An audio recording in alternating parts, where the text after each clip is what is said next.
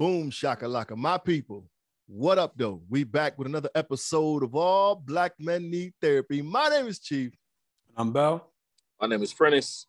And we about to get it rolling. I don't know, for those of y'all watching, you see it look a little different. For those of y'all been listening, hopefully I sound a little different. Niggas done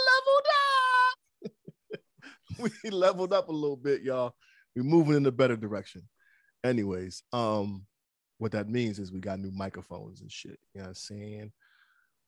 Fellas, what's good? I feel like it's been way too long, yo.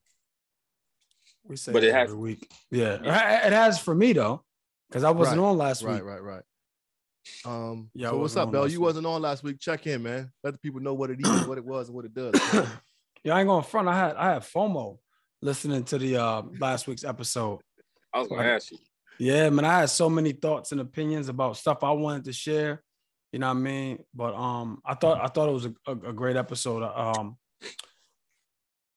The different perspectives was great, man. It was good. Shout out to our man Russell Leday, man. We appreciate you for chiming in. With respect on that man's name, Dr. Leday. Yeah, no, we appreciate you, Russell Leday.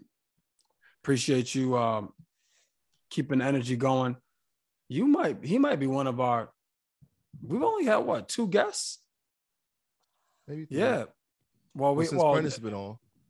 Well, Prentice ain't guests. No, I'm saying we had Trey. We had Trey. Oh, Trey, Butter, and that's the third. And then we had the lady. No, and we had yep. I forgot about that. My bad. Yeah. Anyway, that was dope. And as for me, man, I was at a work retreat last week, which was really good. And we had a pretty powerful moment in our company, man. So my company's been around for almost 40 years, and multi-billion-dollar company. And this past week we promoted our second Black female director. So that was a powerful moment, man. Shout out to my girl Bree. It was pretty dope. Did you hit it with the Cory Booker? When I look at you, I see my ancestor, see my mother. No, but I'll keep it a buck. No, word. Like that's I'm saying though. So listen, I'm gonna keep it a powerful. buck. Shout out to Cory Booker. Bro, I broke down when I found out she got promoted. That's what's up. Like, no bullshit. Yeah, like twice. Like my boss told me before it was official, and then I didn't. And, we was told to keep it under wraps, so I did. And then when I saw her, we had like a little kind of like a team building exercise. And then I just told her how proud I was of her and how much it was needed from a representation standpoint. You know what I'm saying? So I mean, I broke down. Like it was a powerful moment, man. Like I'm the only, because the company is comprised of 3 companies, and then my company, I'm the only Black director. You know what I'm saying? So she became the second, and the second of all time of all companies of a Black female director. So that was pretty special, pretty dope for me. She was nobody more deserving, regardless of her race or gender. She works her ass off, so it was well deserved. So I had that, man, and it was a long week, man. It was emotionally draining, but it was good in Orlando. Nice weather, man. High 80s. It was dope. Then we went bowling one night. I don't be watching the news and all of that like that. And bro, we going to bowling, and we drove by the amusement park where the young man lost his life. Oh wow! Oh, 14-year-old. Yeah, man, it was crazy because it just sprung up on me because I don't watch the news. I knew it was in Orlando, but I quite frankly thought it was at Disney World. Like I had no idea where it was at, and then I saw all the protesters. I'm like, oh, I put 2 and 2 together. I'm like, oh, that's crazy. You know what I'm saying? And the ride is like right on the street. You know what I'm saying? Like it's not like deep it's not like a whole big park. It's like on the street. So that was kind of surreal. You know what I'm saying? But outside of that, man, I'm good, man. I making some moves for to solidify my stay in Boston. You know what I'm saying? Which is good. So I'm excited about that. But yeah, man, I'm all good. I'm good. That's what's up. P, what's up, yo? Yeah, man, just adjusting. I'm doing My bad, man. I'm over here parenting, man, trying to check in and having the parent at the same time. I'm all good. You gotta get that silent hand off the camera. I'm good, man. I like still in love and just like blessed with this new house, man. Really soaking this in, man. Like really feeling accomplished about something, and just enjoying it with the family. So I'm very happy. Getting back to this writing, got to get on a plane. About to be in Arizona for a couple of days, man. Put in some work over there. Have a good time. Sarai's birthday's on Thursday, man. So we're gonna celebrate out there too. So that should be cool. Taking the whole family? Hell nah, man. I got some sitters lined up. Yeah, man. Yeah, they're all good and taken care of, man. But about to go out there and finish out the week into the weekend over there. But I'm happy, man. You know what I mean? Like I'm good. So the challenges that are happening right now are so much easier because my baseline is positive right now. You know what I mean? Like I'm feeling healthy mentally. I'm happy. So I keep saying happy, man. So it's easier to deal with shit when you're happy. I'm learning. That's what's up. So everything. Yeah, I'm cool, man. How we handled that last transition, the last conversation we all had together with the situation with Justin and everything, that's a little better now, moving in a better direction. To tell you the truth, I just had to put it in a mental space, man. Like I said, I've been doing all this work the past, year and a half, dealing with that shit with moms, dealing with the shit with my dad, what I look like really harboring any negative energy for anybody else, and that was like the main thing I had to tell myself. So for me, he's here. You get what I'm saying? So I just got to get to work, man. He's here. Like y'all said, it's not about me. And I've always known that, but he's here. So, these things are happening. I can't control things that have happened already. And if I just dwell on it, it's not going to make me feel good. So, I'm glad you took something from the conversation and moved in a better direction. That's what's up, man. A lot of people hear the gems we throw at them, but won't necessarily apply them. So it's good to hear that. Shit, yeah, sometimes we don't apply them. Yeah, for sure. That's what I'm saying. That's why. You know what? I was gonna ask you, bro. You said you broke down twice when you found out that the women got voted director. Is that different for you? Because I've never. I was thinking about it. Stood out when you said it because I've never heard you even talk about breaking down. You get what I'm saying? Like I've never heard that come out your mouth. So I'm curious 100%. If that was like, you know what I'm saying? It was like a new experience for you. Think you got? It was. It was a new experience. You know what I'm saying? Like, it's like this, bro. And we've all been in this situation before. Like when you're the only Black person, right? It's like, it's a responsibility, right? Spoken or unspoken, it's a responsibility for you to bring more people with you. You know what I'm saying? And nobody outside of the Black people understand the weight of that. You know what I'm saying? So for me, it was clutch, man, because like, first of all, I'm in a tough market, right? Like I'm in the Boston market. I'm a lot of directors have been through here, right? And what I knew is I had to perform, which I did last year. So once I solidified my performance that I can perform, that I can be counted on, then I got intentional about reaching down and pulling people up with me. You know what I'm saying? And she was one of the people I reached down for. So I made it an intentional effort to pull our women of color up. You know what I'm saying? So it's 4 women that I'm mentoring, and literally, except one. Well, I guess they all technically got promoted. You know what I'm saying? So they all got promoted. Not to say that's because of me, you know what I'm saying? But basically what I'm doing is gratifying for me because it's like, the reason why I got emotional was because they stayed the course and they followed instructions, bro. And that's the thing. There's so much in corporate America when it comes to women and people of color, and women of color especially.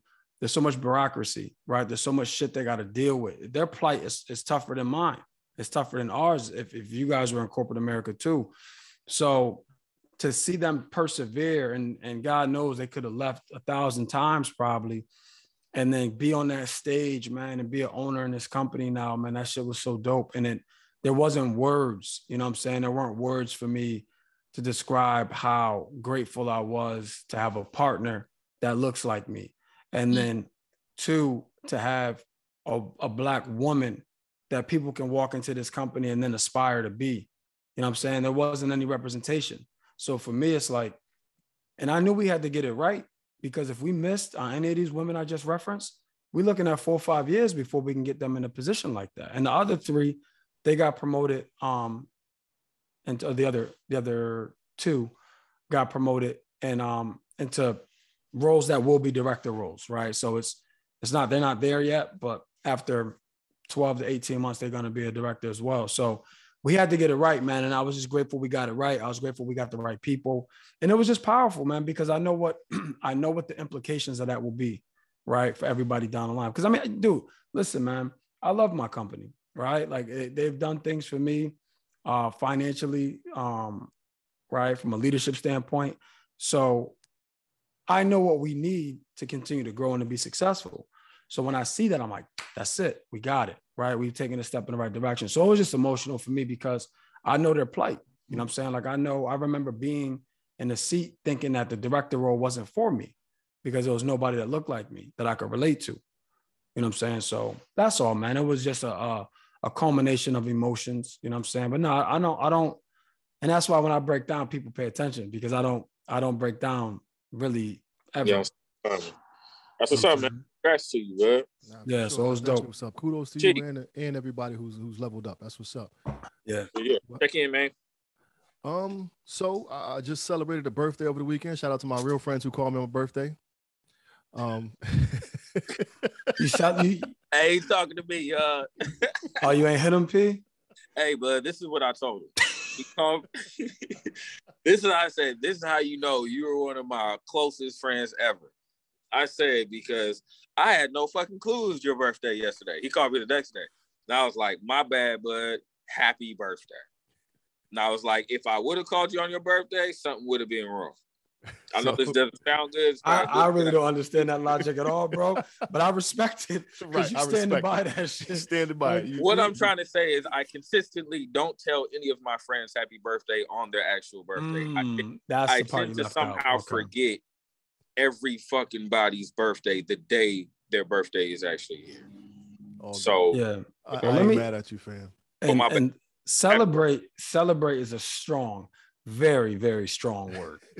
Like, so y'all remember, ladies and gentlemen, we had the episode about celebrating yourselves and how we got to celebrate our peers. I did my best. I drove from Boston to celebrate with this dude, and to get him to leave the house was like pulling teeth. I left, didn't I? Did I leave? You did leave, right, but it was like we did an errand. We didn't celebrate. We ran an errand. Look, man, we gonna celebrate this weekend. All my guys, we gonna celebrate this. Did you plan it yet? Nah, but we gonna do Friday at 6:00 if you can go. Friday. So P, I've been taking up a collection on Facebook and social media, and I got like over $1,500. I'm gonna give a $1,500 tip to whoever the server is for that night. That's gonna be my birthday present to them. So it's so about that's hella 2 for 20s. Yo, so here's the deal, Chief. Yo, I'm with that, but I would like it to be a very nice restaurant. You know what I'm saying? Like we not. I was thinking a soul food joint, a black owned restaurant, because more likely black people working there want to give it to a black person. That's what I was thinking. Yeah, but like soul food restaurants in our area, they're like takeout spots that you can sit down in. Like I want a nice. I'm gonna Google. Unless you find one, yeah. I'm gonna Google some joints and hit everybody up. You can always eat somewhere else and still get that money to, you know what I'm saying? Right. True. You want to? True. But look, man, I would love to find. I think they got some in New Haven. Matter of fact, like an upscale black-owned joints. Yeah, like an upscale soul food spot. Matter of fact, hit us up if you in Connecticut, guys, or Connecticut, New York, Boston, even if y'all got some ideas. Now, I will tell you, there's a black-owned Italian restaurant out here, you know what I'm saying, that I've been to a couple of times. That's nice. But anyway, my point is, if y'all in these areas, like the New England area, tri-state area, hit us up with some black-owned. Oh shit, the episode gonna drop on Thursday, so y'all ain't gonna have a lot of time. We're gonna have to put that on Instagram. Yeah, we'll do that. So listen, I want to finish my check-in. We've been checking in for a minute now. People might be tuned out right now. Yeah, it's okay. This for us. So I was actually upset last week, fellas, man. So I know I took on a new role at my job. well, same role, different position kind of deal, you know what I'm saying? And just circumstances had it be that I had to suspend a bunch of kids. You know what I'm saying? So I went to go hand my secretary the suspension letters, and I'm like, yo, I didn't come down here for this, yo. It was like 8 of them. And it was like maybe 3 the day before, maybe 2 the day before that. And it's like, granted, all of them were warranted, very much so. But it's like, I just felt bad. I typically don't ever take work home with me. You know what I'm saying? And this day I was just a little frustrated because I'm like, yo, I didn't come down here for this, B. Like, I'm good at, behavior modification. Like, I didn't come down here to suspend all these kids. You know what I'm saying? So I was really, really frustrated for a minute. Like, so what'd you do? These situations were black and white. You do this, you go home. Yeah. You know what I'm saying? I couldn't really save them, but it was just frustrating because it was like, maybe like between 10 and 13 kids in like 3 days. And I'm like, yo, it just didn't feel good. You know what I'm saying? Didn't feel good. Did you feel like you failed? I did. I felt like a failure in the moment because, like, you know what I mean? Like, I don't, like, we know the school to prison pipeline. You know what I'm saying? We know all that. And like, it's a disservice to some of these kids, but again, all of them were very much so warranted. And there was no real wiggle room for me to try to keep them in school, give them a day of ISS, you know what I mean? OSS, whatever. But it was a little overwhelming for me. It was a little frustrating because I don't want to, that's not my job. So to the parents who think all Mr. Peterson do is suspend kids, that ain't what it is. I do my best. Yes, it is, y'all. I do my best to keep y'all kids in school. I really, really do. And he's saying that on the podcast. He like that shit. Nah, that ain't. Some of them I'll be ready to smoke. I'm not even gonna front, but smoke. Smoke. Hey, hold on, man. I'll be ready to smoke. Like, oh, you tripping? Smoke. 3 days. Smoke. Crazy. Anyways, so the topic at hand today, fellas, friendship. Before we even get into that, I wanted to talk about the what's it called? What's the podcast called I was talking about? I Am Athlete. I Am Athlete, the I Am Athlete podcast. So I'm a huge fan. I watched the show and I liked it, but then I noticed they separated, and I hadn't watched it for a while now, but I saw Channing Crowder and Fred Taylor on another podcast talking about their separation from the I Am Athlete podcast, and I'm like, yo, I thought. Oh, they publicly spoke about it. That's how you found out. Yeah. Oh, okay. So I thought it was just like, okay, I Am Athlete was popping, so they branched off, and it's called the Pivot Podcast. Okay, they pivot from I Am Athlete to the new joint, just cornering the market. Like, I Am Athlete's popping, let's get another station blowing. You know what I'm saying? So I thought they was doing their thing. So when I heard them talking, basically what it sounded like, and I could be completely wrong, you know what I'm saying? But what it sounded like was that B. Marshall wanted to go in a different direction that they didn't quite agree with. So they was like, nah, we're gonna let you do your thing. We're gonna go our own way. And it was like, in my head, I'm like, oh, these boys, they just trying to keep, continue to level up. But are they boys though? Right. I don't know. I would assume so. I just, from the way the conversations went and everything like that, I thought they was in it to win it. So I'm thinking, like, what would happen? So when we level up, fellas, what's there? You know what I'm saying? Y'all gonna try to throw your boy on the bus? You know what I mean? Throw me under the bus? But you have no context though first. Yeah. I don't, but I feel like they was doing well, and then all of a sudden, business got in the way, and they just went their separate ways. Like, I don't want that to happen to my people. I think but I mean, dude, that might be the best thing to happen. You know what I'm saying? Like, we don't know. Like, Ryan Clark has a hell of a show, right? I watched the episode with Michael Beasley and Stephen A. Smith. Okay. The Stephen A. Smith one was real good. Were they on there too, right? No? Yeah. Okay. And I thought the same thing. I thought, they just branching out. I didn't see the episode you're talking about where he outlined what was happening. I'm gonna shoot y'all the link after, but I don't want to say it's tension, but it's definitely a fallout of some sorts. You know what I'm saying? Yeah, man. But here's the deal, bro. It's like everything, right? You got high performing athletes, high performing mindsets, right? High performing ways of doing business. And I don't know this for sure. So if you guys are listening, fill me in. But I feel like I Am Athlete was Brandon Marshall's idea, and he brought them on. Mm-hmm. Whereas this was our collective idea. Right. You see what I'm saying? Like, this is our brand. You know what I mean? So it's not like, so I feel this will go how we want it to go. I don't feel like if I'm like, yo, Chief, Prentice, here's what we need to do. And if y'all don't agree, I don't see us splitting. I see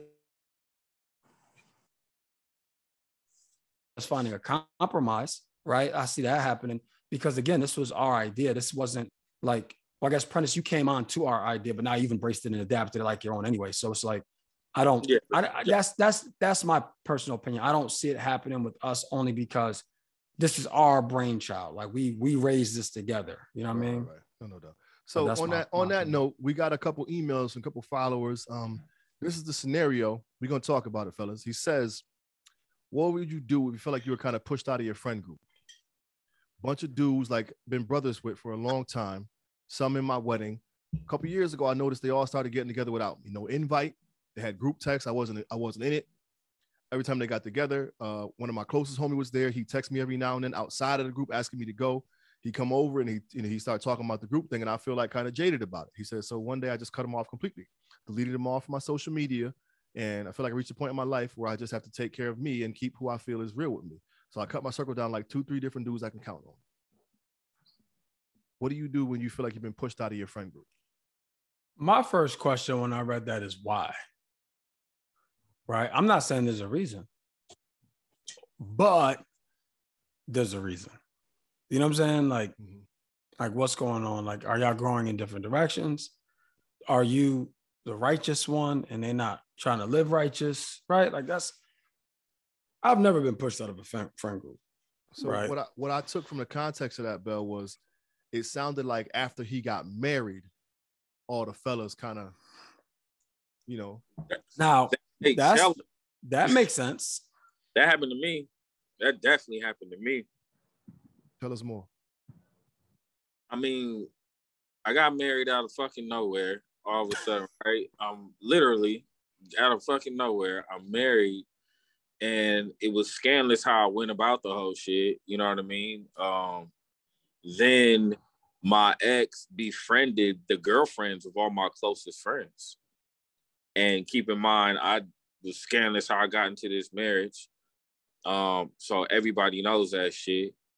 And then on top of that, like it made it awkward being married now to this woman. And she had befriended, my friend's girl. So I kind of alienated myself in a way. You know what I'm saying? Like I kind of put myself in a position that wasn't necessarily the most comfortable or ideal for everybody. So how were you able to function how were you able to function in a space like that where your shorty is friends with all your homies' girls and you ain't even rocking with them like that? Yeah, but I think what I'm hearing, and Prentice, correct me, it doesn't sound like that was even genuine. It just sounded like it was like kind of, they're your friends, so I want their spouses to be my friends. Was it like that, or was it more genuine? No, I'm saying after we broke up, she became close friends with. Oh, after. Okay. Yeah, I didn't make that clear. Yeah, after we broke up. So I'm now married with a new woman. She's befriended my, like my friend. So it kind of put me on an island in a way. You know what I mean? But I understood why my friend. She took your friends from you, kind of?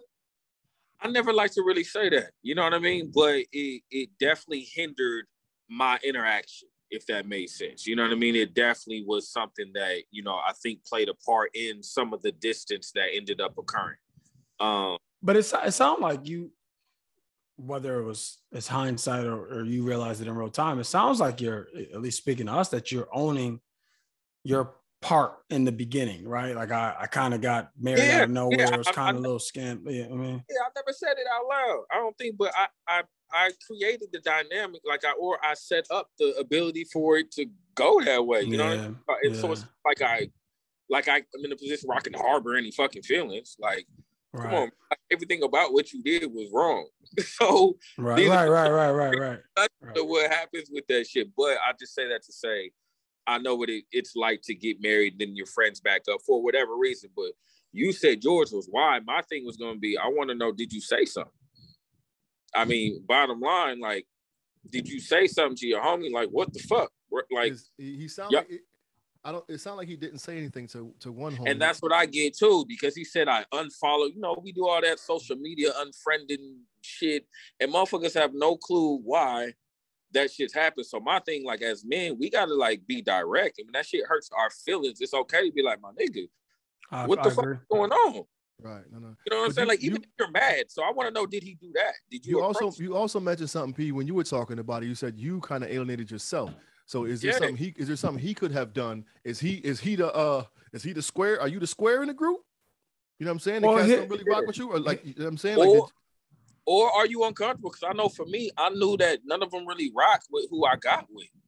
And so that made it uncomfortable for me even. And, Right. you know, That's now another so I got to dynamic. roll with Yeah. her. So Yeah. it made it even harder. You know what I'm saying? So are there dynamics that you're aware of that, So, I mean, the honey, man, it may be you a little bit, but you so, got to.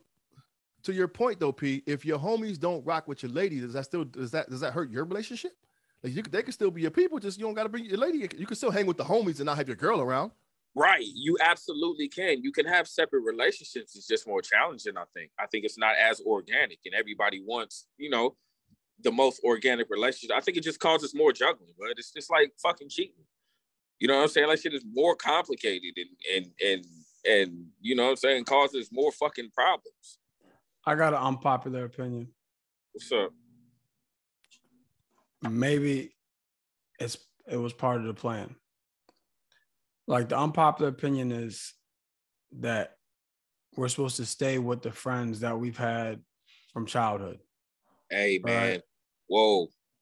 Like maybe it was time for him to level up. Maybe it was time for them to go their separate ways. And maybe it was his spouse that brought this energy that they could no longer be a part of, right? For potentially all the wrong reasons. You know what I'm saying? Like and I'm just, again, assumptions, right? I'm assuming he's leveling up. He's the only one that's married, right? So he's moving his life in one direction.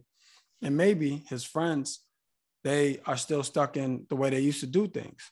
But now that no longer appeals to him, right? So now maybe they look at it like, oh, you ain't down no more. You ain't riding with us on what we used to rock with. You all booed up, you know what I'm saying? So we're not even going to pull you into this. Or what you created don't really work for them.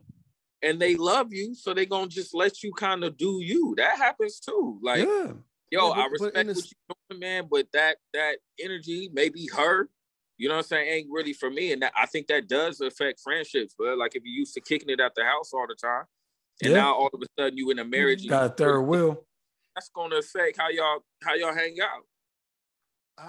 I agree. But one of the key points he said was a group of them to get together. They're in group chats without me now. When they get together, my man texts me outside of the group like, yeah, we over here. And then he stopped doing that. Yeah, because maybe the group chat is on some bullshit and they don't want him to be involved in it. Yeah. Right? And think about it like this. Don't look at it as a negative way. Look at it as a respect thing. Maybe they respect this situation so much that they're like, nah, we're not even about to get you roped into this bullshit. You know what I'm saying? We own our bullshit over here. Huh? That's if it's bullshit though. You know what I'm saying? Again, these are all assumptions, right? I'm just playing the different scenario options, right? We don't have a lot of context. So when you say get into the bullshit, the first thing come to my mind is Kevin Hart. My bullshit is your bullshit. Like, you know what I'm saying? So it's like, so to you both of y'all points, P, Bell, you mentioned something about maybe we're not supposed to be friends with kids, people we grew up with. So P, I think I've been blessed in this regard, yo. Like, honest to God, man. You're welcome. Excluding you, P, because you're on the outskirts, being so far away, and we like recently had this friendship. But I got the same. You're welcome. Yeah, whatever, B. I got the same like core group of friends since I was a child, B. Like the same dudes, and I rock with them heavy. Like, you know, the day I get married, if these guys can't be there, I'm gonna be like heartbroken. That type of party. You know what I'm saying? But it's the same dudes. No new friends outside of Prentice Powell. That's welcome into the circle now. You know what I'm saying? With me, man. Yeah, that's a blessing to have, man. A lot of people don't actually get that, man. I think that's why I look at these like Bell tell you, like when we was ripping and running, and Shorty would say something about the crew. Nah, you can talk about me all day, but you don't get to talk about my friends. We not having that at all. Right. You know what I'm saying? Like ride hard for the homies. Pause. That's how I gotta go. That's crazy. but nah, for real, like. So I've been blessed in that regard. So when stuff like this happens, like it's real bothersome to me because my guys don't do that. Yo. Bad. Yeah, but Chief, think about some friends that you did that were part of your crew back in high school that went off and got married. And let's look at it a different way, right? Let's look at it a different way. And this is not apples to apples, ladies and gentlemen, but it's the differences of views and the differences of lifestyles. Think about, you know, God rest the dead, some of your friends, or one in particular, that went a different route, right? In terms of going down the wrong path of substance abuse and stuff like that, right? You did what you could do, But at some point you had to distance yourself. Right. Right. Like you was there, you did everything you can do. Right. But at some point you have to distance yourself. Now, that's because it's like, there's only so much love in the world. You know what I'm saying? You're not about to love this individual and put yourself and your kids and your family in jeopardy for some of their decisions. You know what I'm saying? And again, that is just an extreme example. But what I'm saying is, it's not like this doesn't happen to us. It just may not happen in this particular scenario. Right. Okay. You see what I'm saying? So. Yeah, but I mean, those are like out. So I'm so to the homie who sent the email. Like, are you the local neighborhood drug addict? Like they're trying to get away from you because you out here wilding? Nah. Or has he leveled up to a point where like you said, they're giving him that respect and letting him do his thing, or is it just or he just outgrow his peers? You know what I'm saying? Check this out. That could be it, right? Like maybe people are uncomfortable around him now. Like think about it, right? Like say I was all of a sudden like deeply religious, right? And every time I was around you, that's all I talked about, right? You know what I'm saying? Religion. At a certain point, he's like, yo, I love Bell, but I don't really got time for that, all that our father stuff. You know what I'm saying? Like, so you want to naturally distance yourself. Now, there's no love lost, but you may distance yourself. And again, another extreme example, right? I'm just saying. To your point, a similar example, just being a dude who has a relationship. So all his homies talking about cheating and getting these hoes, and he's like, yo, I don't live that life no more, fam. Like, you know what I mean? I got my lady, I'm happy. It's not more than that though. I mean, you know, like he's writing, like, I don't know what's going on. That's why I keep like wondering, did you ask? Like, have you just flat out been like, it seems like Cass ain't rocking me. I'm not in these threads. What's up? Do y'all know something I don't? It also sounded like he only talked to. I mean, he said they were all a crew of them, but it sounded like out of the crew, only one of them's really his like ace. You know what I'm saying? And even that dude is kind of like on the fence with it now. Yeah, I don't know. You gotta ask. So how do we get homie to look into it and go, yo, this is perhaps what you should look into? Yeah, I mean, exactly. What? Exactly. Go ahead, Bill. My bad. No, you go. No, I was saying the same thing. You're absolutely right. Ask them what's up, man. Like, we gotta, you know, like part of the level up, and you know, shout out to you for even writing to ask for advice. That's first and foremost. Let me just say that. Like, you could have just been quiet and not said nothing to nobody. But just ask, bro. Like, you know, there's nothing wrong with that. If these are friends, I'm assuming, because I know it's how it is with us and my friends. Like, we ask each other questions that we want to know answers to. You know what I'm saying? And we're comfortable enough to know that, you know, if we feel a certain type of way, that we have that type of friendship. If you don't have that type of relationship, that may be something for you to assess in the first place. You know what I mean? Like, what has you feeling uncomfortable about asking? You know what I'm saying? Like, why haven't you? You know what I mean? It's a good point. It's not always just them. It may be, you know, you as well. I don't know, you know. So ask, fuck. Say something. So you think it's important for him to maybe, you know, take a look in the mirror first? But listen, what could I have done to possibly? I think he needs to ask. Straight up and down before even self-assessing. Yeah, I mean, you can do that on your own. What is he assessing? Yeah, I mean, like you said, it could be the whole marriage thing. Like, yo, I'm married, but I'm happy. They still out here wilding, Exactly. Say that again, P. He's not gonna get the answer unless he talks to them. Yeah, but so now that's the question: are they real enough to give it to lay it to him straight, or are they gonna feed him some bull? You know what I'm saying? They're gonna beat around the bush and not give him the direct answers. Well, if they don't, then that tells you everything you need to know about that friend group. Exactly. And then your decision's made. If they give you some, oh no, man, we didn't mean to stop following you on social media. We didn't mean to exclude you from that. No, all right, bro. All right. No, you're lying, right? You're lying. But at that point, if somebody fed that to me, it's not even worth me going back and forth. You know what I'm saying? Because you just told me everything I need to know. So in the beginning of this conversation, Bell, I mean, you're cool as a fan, you know, whatever, but your statement wasn't, I ain't never got kicked out of no friend group. So what would it take for you to kick a person out your friend group? I would never kick somebody out of my friend group. I would just distance myself from them. Like, you know, my man D, right? We spoke about him a couple of times on the podcast. We had a falling out, but we knew why we fell out. Like it wasn't unspoken feud, right? We knew what happened. I didn't know why it happened, but I knew he never apologized for it. So that was enough for me to distance myself from him. Now I still love that brother to death at that time. and still to this day, and we cool now, right? But for me, it was just like, all right, when you come around, you come around. I didn't do anything wrong, and that was understood. You know what I mean? Like, I didn't do anything wrong, so I distanced myself from him, but I didn't kick him out of the friend group. Like, if he called me in the middle of the night, like, yo, bro, I need you, I would have probably been there, but I wasn't going to be speaking to him. 2 points to that. One, you separated yourself. You're back in a good place now because you spoke about it, because you talked about it. You know what I'm saying? So mainly because he apologized. Right, but because we knew what was wrong. Okay, right. To your point, talk about it. To your point, talk about it. But in addition, you said, and in this particular case, I know you know because you didn't, but you said, I didn't do anything wrong. Oftentimes as men, we sit in a place where we don't think we did anything wrong because we don't want to, again, look in the mirror. You know what I'm saying? So there could be something he's done wrong that kind of has it done this way. So that's why I said. No, yeah, there was definitely missteps I made leading up to that point, right? That you can't even say, well, he won't even say that caused him. You know, he can't justify his actions. You know what I'm saying? But I definitely own my part in the beginning. But the actual issue at hand had nothing to do with anything that I did. You know what I'm saying? But yeah, I agree with you though. Like, I just had a whole call with my boss today about ego. You know what I'm saying? And sometimes that gets in the way. Like, we don't, like, it's like, here's the reality, bro. Nobody wants to be told that they're the problem. That's the reality. Nobody, right? In a relationship, in a friendship, you don't want to be told that you're the problem, because now that means you got to address it, right? Ignorance is bliss, right? I would argue maybe, just maybe, he's not asking them directly because he doesn't want to know the answer.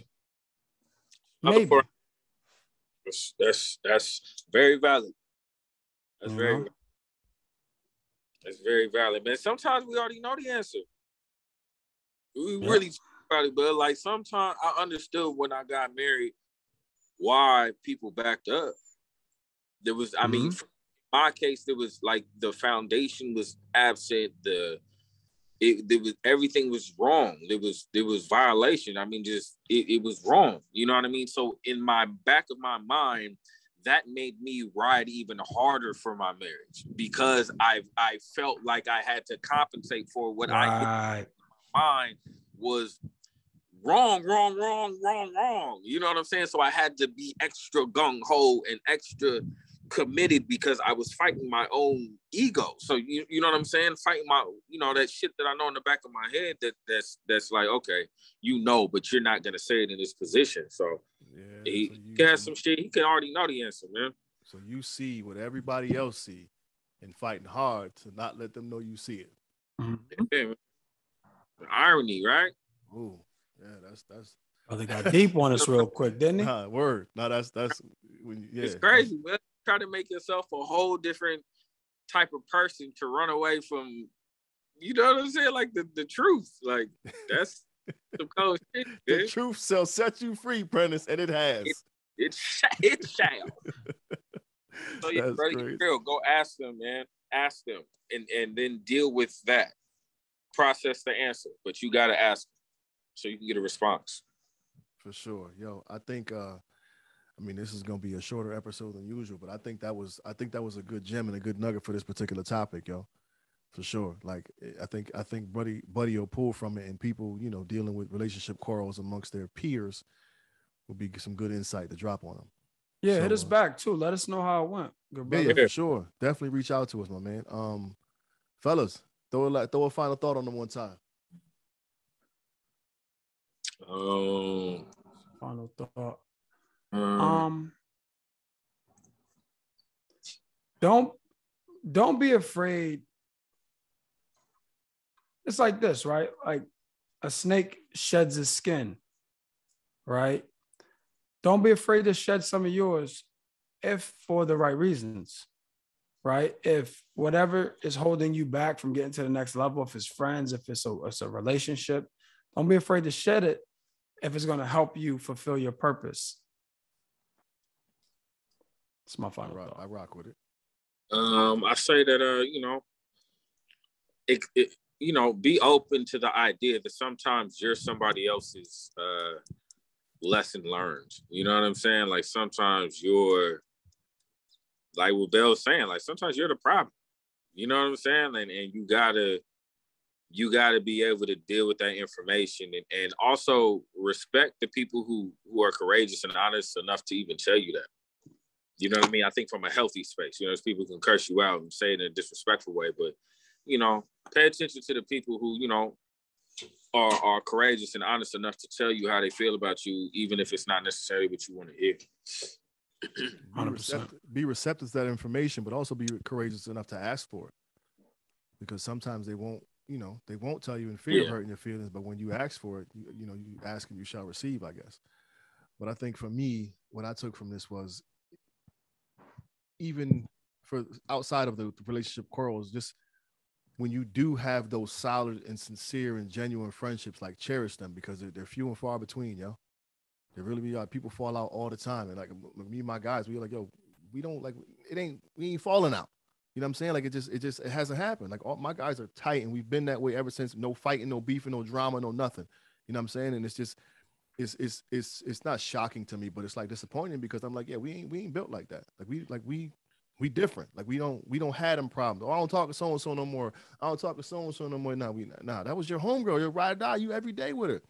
It's just not how we operate. So I can say just for me, man, I truly appreciate and value the friendships that I have because they're near and dear to my heart and they've been solid from day one. Day one. Word up. But yeah.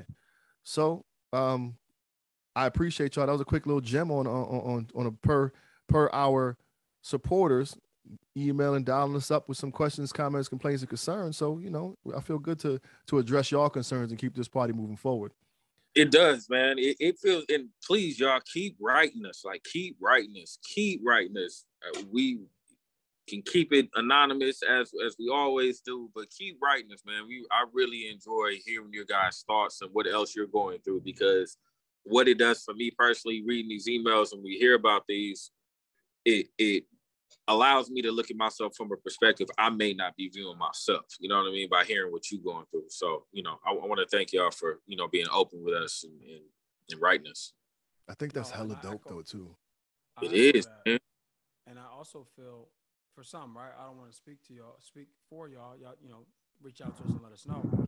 I also see how it can be therapeutic. Your mic went down, Bell. Like you low now, B. How about now? Better. Yeah, you good.